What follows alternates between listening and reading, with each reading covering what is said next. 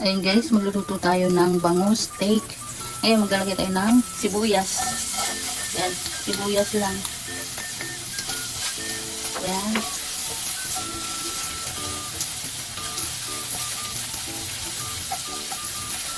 Yan, lagyan na natin ng tubig.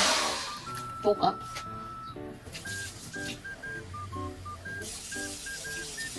Yan. Yan, may tubig na. Lagyan natin ng toyo. Kasi yun ang panimpla natin sa kanya. Tapos mamaya, antayin na lang natin ng kumulo. Ilagay natin yung bangus. Pero guys, na pressure cooker ko na yung bangus ha. Bago natin ilalagay dyan. Yan, lagay na natin yung kalamansi.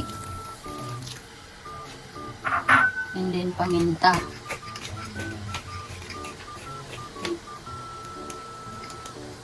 Ito guys, yung bangus, na pressure cooker ko na to ha.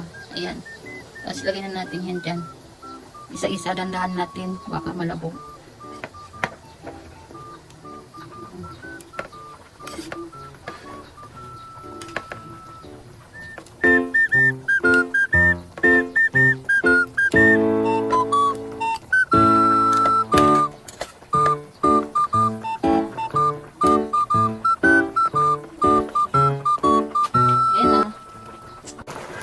Ayan, lagyan na natin yung toppings natin ng sibuyas. Okay na yan.